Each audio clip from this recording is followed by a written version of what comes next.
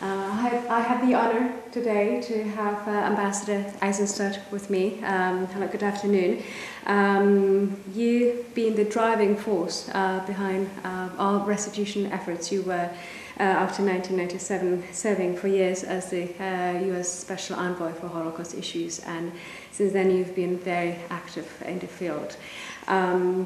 You came to Prague at this time to lead the negotiations on the real-estate restitution principles, which actually stem from the terrorism declaration as adopted last year. So could you quickly summarize to our viewers the main goals of the restitution principles? I started this when I was first ambassador to the European Union from the United States in 1993. And I was asked by Assistant Secretary of State Dick Holbrooke to undertake a dual mission. It occurred because with the fall of communism in the East Bloc, we had a flowering of new democracies in the Czech Republic and all over Central and Eastern Europe. And that seemed like an opportune time to address what I call the unfinished business of World War II. And that is people's property, communities' property, churches, synagogues, cemeteries, schools, community centers were important to create an infrastructure for the re-emerging religious communities who could not practice their religion, whether it was Judaism or Christianity, under the communists. They needed the physical infrastructure to have this rebirth. And so I went to more than a dozen countries, started actually in the Czech Republic, to encourage communally owned property to be returned. That is still something we're doing, and in fact, as we speak, we're working with Lithuania to try to get Lithuania to do more on communal property restitution. Private property restitution is something that we didn't initially tackle. I was dealing with Swiss banks and hidden Swiss bank accounts during the war, with German forced enslaved laborers, Jewish and non-Jewish, Austrian forced enslaved laborers, French bank accounts, communal property, but not private property. We knew that this was the most difficult and sensitive issue. This is people whose families had businesses, homes, apartments. They were driven out. They were first occupied by the Nazis and then nationalized by the communist governments. Now, we know that it's oftentimes not practical to get that property back into the hands of the original owners or their families unless perhaps it's still owned by the state. If it's in private hands, you can't ask someone who purchased it in good faith to suddenly leave.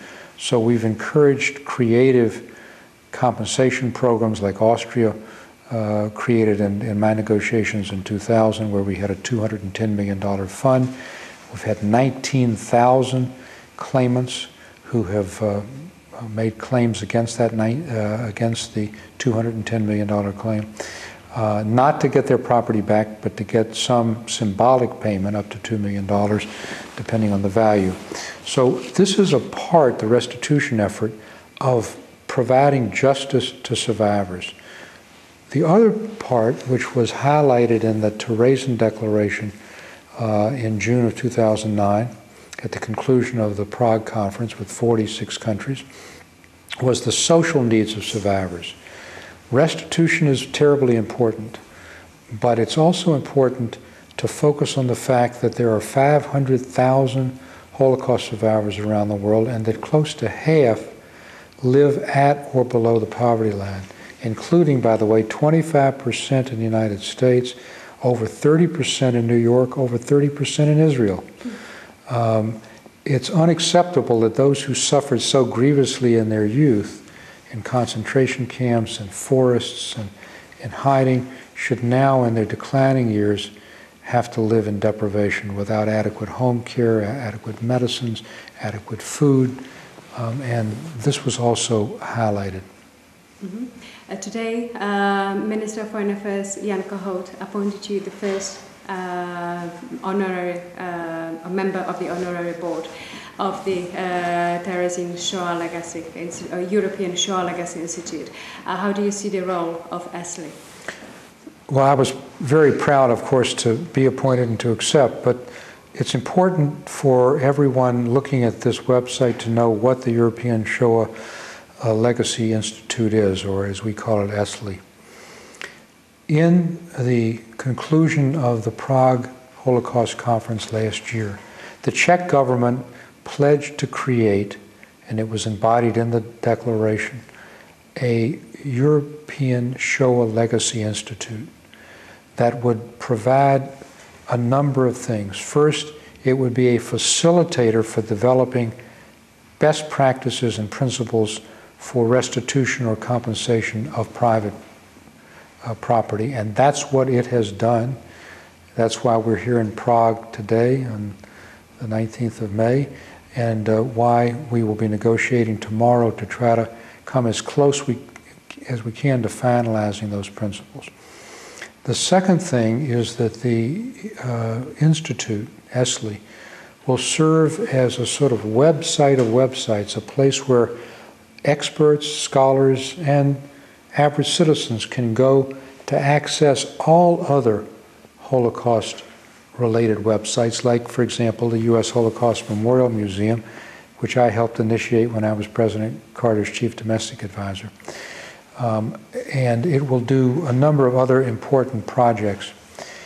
The Czech government, true to its promise, has now gotten this off the board.